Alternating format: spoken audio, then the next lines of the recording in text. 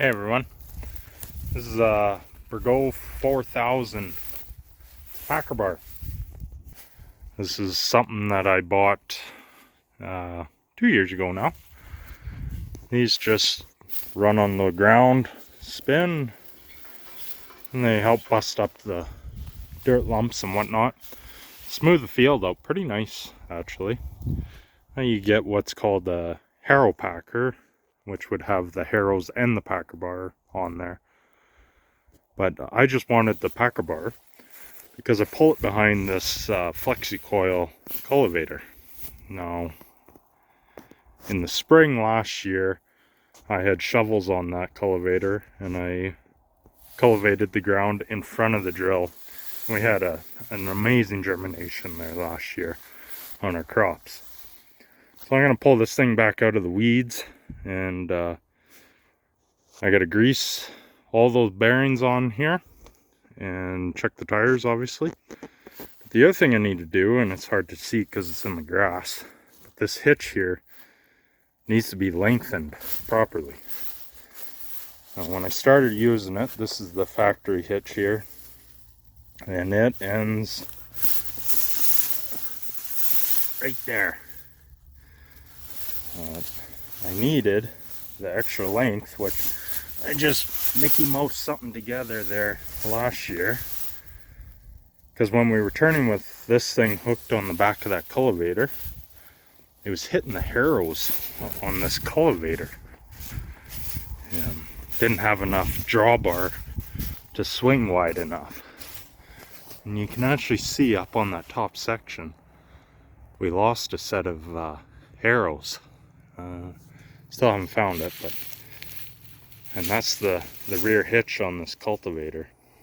So once I get the drawbar extended properly on this packer bar and things greased up and whatnot, I'll just park this on the grass and get that cultivator pulled out.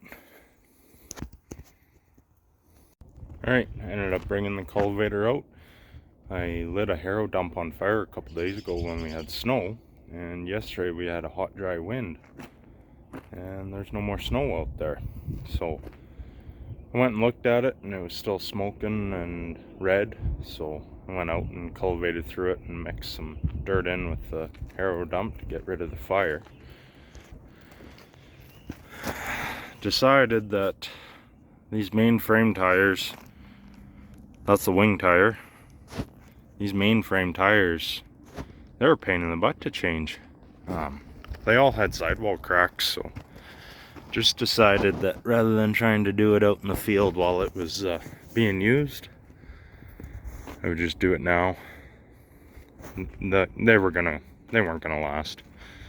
The other thing I need to do to this cultivator before we get going is we want to take these 2-inch knives off and put some 10-inch sweeps or 12-inch sweeps on this, and that'll cut all the volunteer weeds growing and smooths out the field pretty nice. And yesterday actually I did fix this one harrow bar. Just made a new one. These harrows just over center and catch that one bolt. Just keep the downward pressure that way.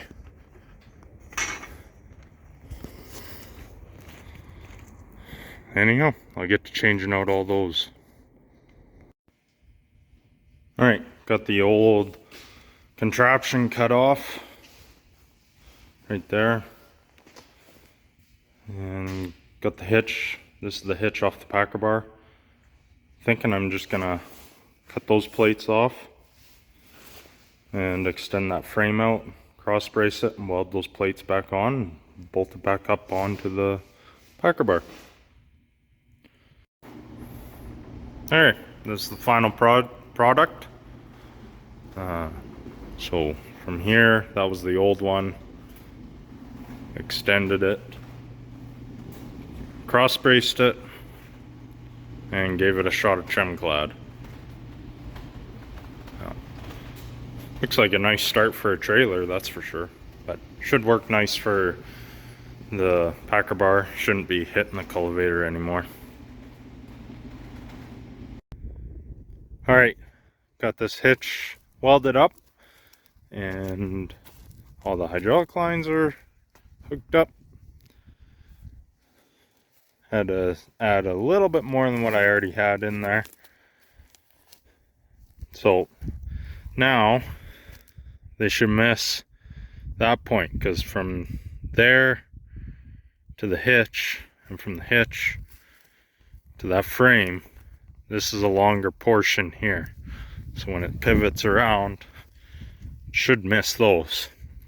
I'll have to watch turning corners that I don't catch something with that packer bar now though, but you can see that from the cab. You can't see these harrows from the cab.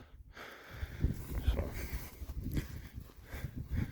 got the tires fixed, but when we went to hook the packer bar up, the one tire was flat again, so couldn't take it back. That's why the zoom boom's there holding that wing up. Switching things up here, got all the sweeps on the cultivators changed. I'm just gonna go spread some fertilizer because it looks like we got some moisture, rain and snow in the forecast. Alright, down in the field, I'm spreading this urea. So I'm putting it on at 130 pounds an acre, which in turn will give me about 60 pounds of actual N on the ground. Now, from the research I've done, basically you need a 1/4 inch of moisture to wash this into the ground. We got, between the rain and the snow, we got 5 centimeters of snow forecasted, and there's about a 1/4 inch of rain supposedly coming. So it's not going to be hot and not windy, so I figure if we don't get the moisture that we're forecasted for, then I'll just have to come out here and cultivate it. Behind me is a Salford BBI Trooper. Kind of hard to see through the dirty windows, but you can see the little bit of dust. Now this spin spreader is a hydraulic spin spreader, and it actually throws the urea 80 feet. So cultivator's conveniently 40 feet, so all I gotta do is put the middle of the tractor nose. Kind of hard to see through the camera, but you can see where the edge of the cultivator is on the outside round pass. So I just do that and should get me, and once again you can't see it through the camera, but I can see the little urea granulars hitting just the edge of the field, so that's good. This field's 110 acres. I should be able to do it all in one fill here. When I was doing the other ground, I was doing about 120 acres of fill.